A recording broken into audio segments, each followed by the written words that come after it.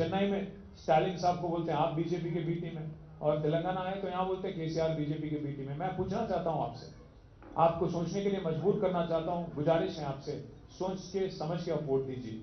कौन है बीजेपी के साथ मिला जुला आदमी? एक बार आप तेलंगाना में एक बार आप सोचिएगा, आप 1 मिनट के लिए गौर करिए।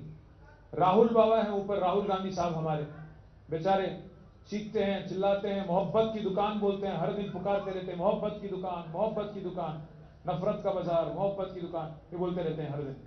जब बीजेपी के राज्यों में, बीजेपी के रियासत के राज्य हैं जो, जैसे उत्तर प्रदेश है, अगर वहां बुलडोजर चलता है, राहुल बाबा बड़े परेशान हो जाते हैं, बोलने लगते हैं कि ये तो नफरत का बाजार है, मोहब्बत का दुकान चाहिए, बुलडोजर राज नहीं चाहिए।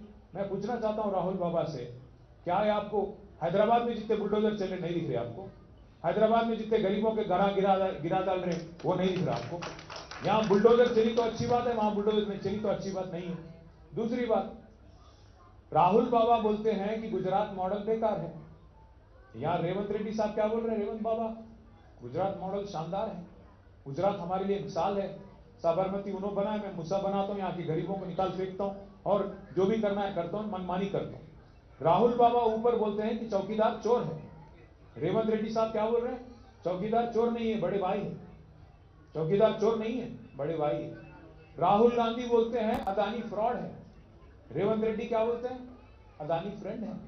रेड कारपेट वेलकम है अदानी साहब के लिए। राहुल गांधी साहब सीबीआई को खराब चीज बोलते हैं। राहुल गांधी साहब ये कहते हैं कि सीबीआई जो है बीजेपी के पॉकेट इंस्टीट्यूशन है।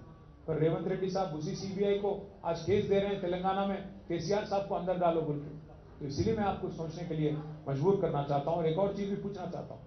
हाल ही में जब राज्यसभा में हमारे फ्लोर लीडर सुरेश रेड्डी साहब भी यहीं पे हैं राज्यसभा के, वक्फ अमेंडमेंट एक्ट लाया गया था बीजेपी की हुकूमत की तरफ से।